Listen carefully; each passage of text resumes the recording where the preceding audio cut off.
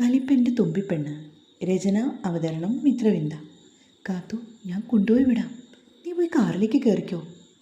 വേണ്ട തരൻ, ഞാൻ പോയിക്കോളാം. അവൾ അവനിൽ നിന്ന് ഒഴിഞ്ഞു മാറി മിഴികൾ തുടച്ചുകൊണ്ടവൾ വീട്ടിലേക്ക് പോകാനായി തുടങ്ങി. നീ പേടിക്കണ്ട കേട്ടോ, ഈ ജന്മം മുഴുവനും നിന്നോടൊപ്പം ഞാനുണ്ടാവും പെണ്ണെ. പിന്നിൽ നിന്നും പുണർന്നുകൊണ്ടവൻ അവളുടെ കാതിലേക്ക് മെല്ലെ മൊഴിഞ്ഞു. നിറക്കണ്ണുകളോടെ അവൾ അവനെ ഒന്ന് തിരിഞ്ഞു നോക്കി. ഒരു നനുത്ത ചിരിയോടെ അവനോട് യാത്ര പറഞ്ഞ് ഇറങ്ങിപ്പോവുകയും ചെയ്തു. നാളെയാണ് കാർത്തൂൻ്റെ വിവാഹ നിശ്ചയം. അതിനു മുന്നോടിയായിട്ടുള്ള പന്തലിടുവാനായി ആളുകളൊക്കെ എത്തിച്ചേർന്നു. ആകെ ബഹളമയമാണ്. എല്ലാവരിലും സന്തോഷം. അച്ചു തയ്ക്കാൻ കൊടുത്ത ഡ്രസ്സ് മേടിക്കാനായി പോയിരിക്കുകയാണ്. കാർത്തൂനെ ഒരുപാട് വിളിച്ചെങ്കിലും തലവേദനയാണെന്ന് പറഞ്ഞ് അവൾ ഒഴിവായി. നിനക്ക് എന്താ പറ്റിയേ? മുഖമൊക്കെ വല്ലാണ്ടായില്ലോ. ഇടയ്ക്ക് മുത്തശ്ശി അവളോട് ചോദിച്ചു. ഒന്നുമില്ല മുത്തശ്ശി, ആകെ ഒരു ക്ഷീണം പോലെ, പനിക്കാനാണെന്ന് തോന്നുന്നു. ശിവ ശിവ, നല്ലൊരു ദിവസമായിക്കൊണ്ട് ഇനി അസുഖം പിടിപ്പിക്കാനാണോ നീ? കുറച്ച് ചുക്ക് കാപ്പി വയ്ക്കാൻ ഞാൻ ആ ദേവമ്മയോട് പറയാം. അല്പം കഴിഞ്ഞതും ദേവമ്മ അവളുടെ അടുത്തേക്ക് ഓടി വന്നു. കുട്ടി, എന്താ പറ്റിയേ? പനി പിടിച്ചോ? വാത്സല്യത്തോടെ അവർ അവളുടെ നെറ്റിമേൽ കൈ വെച്ച് നോക്കി. കുഴപ്പമില്ല ദേവമ്മേ, അല്പം കഴിഞ്ഞു മാറും. എൻ്റെ മോക്ക് എന്തെങ്കിലും സങ്കടമുണ്ടോ? അവളുടെ താടിത്തുമ്പിൽ പിടിച്ച് മേൽപോട്ട് ഉയർത്തിക്കൊണ്ട് ദേവമ്മ അവളെ നോക്കി. ആ മിഴികൾ തുളുമ്പാൻ എന്ന പോലെ നിറഞ്ഞു നിൽക്കുന്നു. എന്തിനാ എൻ്റെ കുട്ടി ഇത്രമാത്രം സങ്കടപ്പെടുന്നേ? എന്താ പറ്റിയ മോളെ? എനിക്കൊന്നും അറിയില്ല ദേവമ്മേ. അവരെ കെട്ടിപ്പിടിച്ചുകൊണ്ട് അവൾ പൊട്ടിക്കരഞ്ഞു. ഒരുപാട് അകലൊന്നും അല്ലല്ലോ സിത്തുവിൻ്റെ വീട്ടിലേക്ക്. കൂടിപ്പോയ 1 മണിക്കൂർ. മോൾക്ക് വരണമെന്ന് തോന്നുമ്പോൾ ഇങ്ങോട്ട് ഓടിയെത്താട്ടോ. ദേവമ്മയുടെ സമാധാന വാക്കുകളൊന്നും കേൾക്കാൻ പാകത്തിന് അല്ലായിരുന്നു അവൾ അപ്പോൾ. അപ്പുറത്ത് ലക്ഷ്മിയും മുത്തശ്ശിയും ഒക്കെ എത്തിയിട്ടുണ്ട്. അവർക്കേ വൈകുന്നേരം എറണാകുളം വരെ പോണത്രേ. ഞാനങ്ങോട്ട് ചെല്ലട്ടെ. മിഴികൾ തുടച്ചു നീക്കിക്കൊണ്ട് അവൾ അവരെ നോക്കി. കാർത്തുവാണെങ്കിൽ വാഷ്റൂമിൽ പോയി മുഖമൊക്കെ കഴുകി തുടച്ചു. ലക്ഷ്മി ആൻ്റി എങ്ങാനും ഇവിടേക്ക് കയറി വന്നാലോ എന്നോർത്താണ് അവളുടെ ആ നീക്കം. കരുതിയ പോലെ തന്നെ അവരെത്തുകയും ചെയ്തു. മോളെ, എന്താ പറ്റിയേ? സുഖമില്ലാണ്ടിരിക്കുവാണെന്ന് ദേവിയേച്ചി പറഞ്ഞു. ഈ കാലാവസ്ഥ മാറുന്നതുകൊണ്ടാവും, ഒരു തലവേദന പോലെ. ഹോസ്പിറ്റലിൽ പോകണോടാ? ഏയ് വേണ്ടെന്നേ, ഇത്തിരി കഴിഞ്ഞെല്ലാം ശരിയാവും. അവൾ പുഞ്ചിരിച്ചുകൊണ്ട് അവരോടായി പറഞ്ഞു. വൈകുന്നേരം എറണാകുളം വരെ പോവുകയാണെന്ന് ആൻറ്റിയുടെ ആങ്ങളുടെ മോക്ക് ഡെലിവറി കഴിഞ്ഞ് കിടക്കുവാണെന്നും ഒക്കെ മുത്തശ്ശി ആൻറ്റി അവളോട് പറഞ്ഞു. കുറച്ച് സമയം കൂടി അവളോട് സംസാരിച്ചിരുന്നിട്ട് അവർ മടങ്ങിപ്പോയിരുന്നു. ധരൻ, അപ്പോൾ ധരനും പോവോ? എന്തെങ്കിലും ഒരു വഴി കാണാമെന്ന് പറഞ്ഞത് എല്ലാം മറന്നുപോയോ ആവോ? താനിനി സിദ്ധാർത്ഥൻ്റെ കൂടി ജീവിക്കേണ്ടി വരുമോ? അവൾ ഫോണെടുത്ത് ധരൻ്റെ നമ്പറിൽ കോൾ ചെയ്തു. ബെല്ലടിച്ച് തീർന്നതല്ലാതെ അവൻ ഫോണിട്ട് എടുത്തതുമില്ല. 1-2 തവണ കൂടി അവൾ ശ്രമിച്ചു നോക്കി. എങ്കിലും എല്ലാം വിഫലമായി. കാർത്തു വേദനയോടെ ബെഡിലേക്ക് അമർന്നു. എന്നിട്ട് താലിയെടുത്ത് ചുണ്ടിൽ അമർത്തി. ഉച്ചയ്ക്ക് ശേഷം ഒരു 4 മണിയായി കാണും. അച്ഛനും ചെറിയച്ഛനും മുറ്റത്തുണ്ട്. ചെറിയ ചെറിയ പണികളിലാണവർ.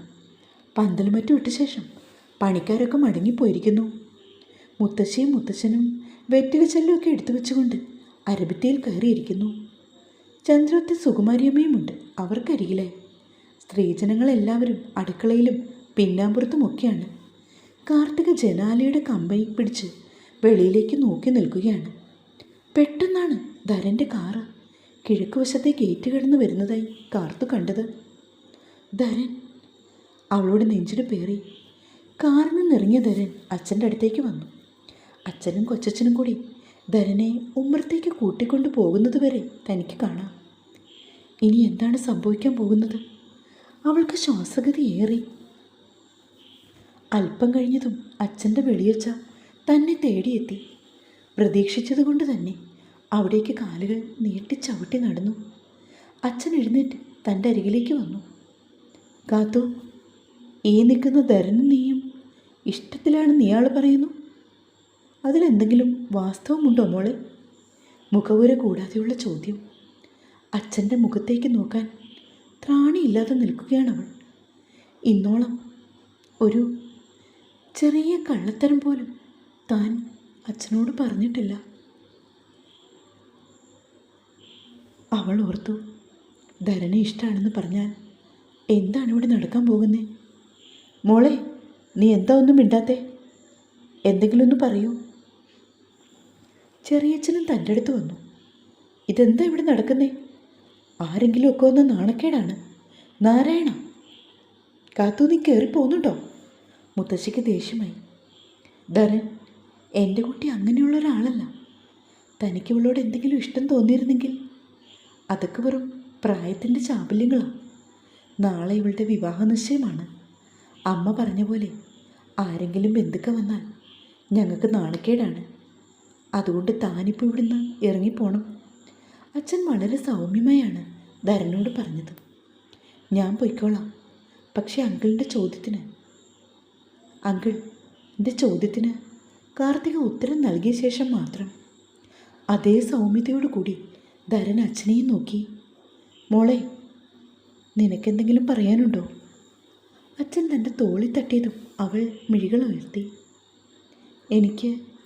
എനിക്കങ്ങനെ ആരും ഇഷ്ടമല്ല. ധരൻ സാറിനോട് ഇറങ്ങിപ്പോവാൻ പറയച്ച. കാർത്തൂൻ്റെ ശബ്ദം ചിലമ്പിച്ചു. കാർത്തിക! ധരൻ ഇരിപ്പിടത്തിൽ നിന്ന് ചാടി എഴുന്നേറ്റു. എന്നിട്ട് ശരവേഗത്തിൽ അവളുടെ അടുത്തേക്ക് പാഞ്ഞു. ഡീ, നീ എന്താടി ഇപ്പോൾ പറഞ്ഞത്? അവൻ ശക്തിയായി അവളുടെ ചുമലി പിടിച്ച് കുലുക്കി. ഡാ പുല്ലേ, എൻ്റെ കുട്ടിയെ തൊട്ടുപോകരുത്. പിന്നെ അവിടെ കണ്ടത് നാരായണൻ്റെ മറ്റൊരു മുഖമായിരുന്നു. അയാൾ അവൻ്റെ നേരെ ആക്രോശിച്ചു. നീ ആരാടാ പുല്ലേ? എൻ്റെ തറവാട്ടിൽ കയറി വന്ന് കളിക്കാൻ? എൻ്റെ മോക്ക് നിന്നെ ഇഷ്ടമല്ലെന്ന് പറഞ്ഞില്ലേടാ? ഇറങ്ങടാ വെളിയിൽ. അതും പറഞ്ഞുകൊണ്ട് ധരൻ്റെ ഇരു കോളറിലും പിടിച്ച് അയാൾ കുലുക്കി. അവൾക്കെന്നെ ഇഷ്ടമല്ലായിരിക്കും, ശരി. പക്ഷേ ഞാൻ കെട്ടിയ താലിയുണ്ട് അവിടെ കഴുത്തിൽ. ഞാൻ ചുവപ്പിച്ച സീമന്തരേഖയാണിത്. എൻ്റെ ഭാര്യ. ഇനി മറ്റൊരുത്തിൻ്റെ മുന്നിൽ കഴുത്ത് നീട്ടാൻ ഞാൻ ജീവിച്ചിരിക്കുമ്പോൾ സമ്മതിക്കില്ല. അത് ഏതും മറ്റേടത്തെ കൊമ്പം വന്നാലും ശരി. ധരൻ്റെ വാക്കുകൾ ഇടിമുഴക്കം പോലെ അവിടെ മാകെ മുഴങ്ങി. കാർത്തു പോലും വിറങ്ങലിച്ച് നിൽക്കുകയാണ്. എടി, ഈ കേട്ടതൊക്കെ സത്യമാണോടി? പറയടി, എടി പറയാൻ. വിമലയാണെങ്കിൽ വന്ന് കാർത്തുവിനെ പിടിച്ച് പിന്നോട്ട് തള്ളി. ചുമലിലേക്ക് ശക്തിയായി അവളുടെ തലയുടെ പിൻഭാഗം ഇടിച്ചു. വേദന കൊണ്ടവൾ ഉറക്കം നിലവിളിച്ചു. മോളേന്ന് വിളിച്ച് ദേവമ്മ അവളുടെ അടുത്തേക്ക് ഓടിയിറങ്ങി വന്നു. കാർത്തു കരഞ്ഞുകൊണ്ട് അവരെ നോക്കി. കാർത്തു, എടി, നിന്നോട് ചോദിച്ചേ, ഇവൻ പറഞ്ഞതൊക്കെ സത്യമാണോടി?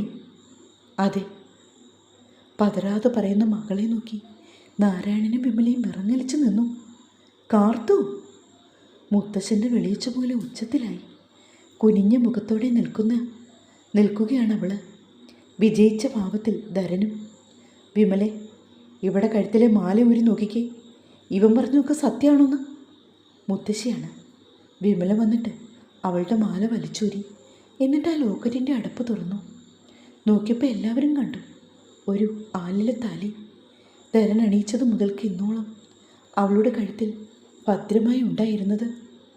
മോളെ, നീ എന്തിനാടി ഇങ്ങനെ ഒരു ചതി ഞങ്ങളോട് ചെയ്തത്? നിന്നെ പൊന്നുപോലല്ലേടി ഞാൻ നോക്കിയേ. എന്തിൻ്റെങ്കിലും കുറവ് ഈ അച്ഛൻ നിനക്ക് വരുത്തിയിട്ടുണ്ടോ? അയാളുടെ മിഴികൾ ഈറനണിഞ്ഞതും കാർത്തു ആ കാൽക്കീഴിലേക്ക് ഓടിച്ചെന്നു. അവളെ വലിച്ചു പൊക്കിയെടുത്ത് അയാൾ അവളുടെ കരണം പുകച്ച് ഒറ്റ അടിയായിരുന്നു. തലങ്ങും വിലങ്ങും അടി കിട്ടിയിട്ടും കാർത്തു നിന്നെടുത്ത് തന്നെ അനങ്ങാതെ നിന്നു. ദേവമ്മ മാത്രം അവളെ പിന്നിൽ നിന്നും പിടിച്ചു മാറ്റുന്നുണ്ട്. ബാക്കി എല്ലാവരും കാഴ്ചക്കാരെ പോലെ നിന്നു. ധരൻ്റെ ബലിഷ്ഠമായ കൈകൾ നാരായണൻ്റെ കൈത്തണ്ടയിൽ മുറുങ്ങി. ഡാ, ഇറങ്ങി പോടാ ചെറ്റെ. ആരാണ് ഇവനെയൊക്കെ ഇങ്ങോട്ട് വിളിച്ചു കയറ്റിയത്? അയാൾ അലറി. ഞാൻ ഇറങ്ങിപ്പോണോ വേണ്ടിയോന്ന് ഒന്ന് ആലോചിക്കട്ടെ നാരായണ. അവിടെ കിടന്ന ഒരു കസേരയിൽ കാലുമേ കാലും കയറ്റി വെച്ച് ധരൻ ഉമ്മർത്ത് നിവർന്നിരുന്നു. അത് കണ്ടതും അച്ഛനും ചെറിയച്ഛനും കൂടി ചെന്ന് ധരനെ പിടിച്ചെഴുന്നേൽപ്പിക്കുന്നത് കാർത്തു നിറകണ്ണുകളോടെ കണ്ടു. പക്ഷേ അവിടെ നടന്നത് വേറൊന്നായിരുന്നു. മാറി നിൽക്കടാ ചെറ്റകളെ. ചെറിയച്ഛനെ തരം പിടിച്ച് പിന്നിലേക്ക് ആഞ്ഞു തള്ളിയതും എല്ലാവരും ഞെട്ടി. എടാ, ഇറങ്ങട ഞങ്ങളുടെ വീട്ടിൽ നിന്ന്! നാരായണൻ ആക്രോശിച്ചുകൊണ്ട് പാഞ്ഞെടുത്തു. എൻ്റെ തറവാട്ടിൽ ഇത്രയും നാളും യാതൊരു ഉളുപ്പും കൂടാതെ താമസിച്ചിട്ട് എന്നോട് ഇറങ്ങിപ്പോകാനോ? ഇപ്പോൾ ഈ നിമിഷം എല്ലാം പൂട്ടിക്കെട്ടി ഇറങ്ങിക്കോണം. ഒറ്റ ഒരെണ്ണത്തെ കണ്ടുപോകരുത്. അവൻ്റെ വാക്കുകൾ കേട്ടതും എല്ലാവരും സ്തംഭിച്ചു നിന്നു. ഇതെന്തൊക്കെയാണ് ധരം വിളിച്ചു പറയുന്നത്? ഇയാൾക്കിത് എന്താ പറ്റിയേ? കാർത്തു അവനെ ഉറ്റുനോക്കി. നിനക്കെന്താടാ, ഭ്രാന്തുണ്ടോ ഇങ്ങനെയൊക്കെ പുലമ്പാൻ? ചെറിയച്ഛനാണ്. കൂടുതൽ സംസാരമൊന്നും വേണ്ട, മര്യാദയ്ക്ക് ഇറങ്ങിക്കോണമല്ല. വേഗം ആവട്ടെ. അവൻ്റെ ശബ്ദം മുറുക്കി. നീ ആരാടാ? എന്താ നിൻ്റെ ഉദ്ദേശം? അച്ഛനാണെങ്കിൽ വീണ്ടും ധരൻ്റെ അടുത്തേക്ക് പാഞ്ഞു വന്നു. എന്നെ അറിയില്ലല്ലേ നാരായണ? അത്ര വേഗം മറന്നുപോകാൻ യാതൊരു വഴിയുമില്ലല്ലോടാ. ധരൻ അയാളെ സൂക്ഷിച്ചു നോക്കി. എന്താണോ താൻ കരുതിയത്? ആ ഇത്തിരിപ്പോന്ന പയ്യൻ തിരിച്ചു വരില്ലെന്നാണോ? അത് കേട്ടപ്പോൾ എല്ലാവരിലും ഭീതി. പെട്ടെന്നാണ് ദേവമ്മ അവിടേക്ക് പാഞ്ഞു വന്നത്. എന്നിട്ട് ധരൻ്റെ ഇരു തോളിലും പിടിച്ചുലച്ചു. ആരാ നീ? ആരാ? സത്യം പറയും. അവരുടെ മിഴികൾ ഒരു മഴ പോലെ പെയ്യുകയാണ്. കുറച്ച് സമയത്തേക്ക് ധരൻ അവരുടെ മുഖത്തേക്ക് നോക്കി. തൻ്റെ അമ്മ പ്രാണരക്ഷാർത്ഥം ഈ പടി കടന്നു പോയപ്പോൾ തൻ്റെ അമ്മയിൽ നിന്ന് ഉയർന്നു വരുന്ന പൊട്ടിക്കരച്ചിലായിരുന്നു അവൻ്റെ ഉള്ളിൽ അപ്പോഴും നിറഞ്ഞു നിന്നത്. അമ്മേ! അവൻ വിളിച്ചതും ഒരു തേങ്ങലോട് കൂടി അവർ അവനെ ചേർത്തണച്ചു. ദേവാ, എൻ്റെ മോനെ, നീ എവിടെയായിരുന്നു? എൻ്റെ പൊന്നുമോനെ കാണാതെ, നിന്നെ ഓർക്കാതെ ഈ അമ്മയ്ക്ക് ഇന്നോളം ഒരു നിമിഷം പോലും ഇല്ലായിരുന്നു. നീ എന്നെങ്കിലും തിരിച്ചു വരണേയെന്ന് ഒറ്റ പ്രാർത്ഥനയിലാണ് മോനെ ഇത്ര കാലവും ഞാൻ കാത്തിരുന്നത്. ഈ അമ്മയെ നീ വെറുക്കല്ലേടാ. പൊട്ടിക്കരഞ്ഞുകൊണ്ട് തൻ്റെ മുന്നിൽ നിൽക്കുന്ന അമ്മയെ അവൻ നോക്കി. എല്ലാവരും സ്തംഭിച്ച് നിൽക്കുകയാണ്. ഇതെന്തൊക്കെയാണിത്? ധരൻ ദേവമ്മയുടെ മകനാണോ? ഈശ്വര! കാർത്തു ഞെട്ടിത്തിരിച്ചു. ഒപ്പം അവിടെ കൂടി ഓരോരുത്തരും. എൻ്റെ അമ്മയെ വെറുക്കാനോ? അതീ ജന്മം എനിക്ക് സാധിക്കില്ലമ്മേ. ഓരോ പുലരിയിലും പ്രതീക്ഷയോടെ ധരൻ കാത്തിരുന്നത് ഈ ഒരു നിമിഷത്തിനായിരുന്നു. ദേവമ്മയെ ആശ്വസിപ്പിച്ച ശേഷം ധരൻ അവരെ പിടിച്ചുകൊണ്ടുപോയി അരപ്പറ്റിയിലിരുത്തി.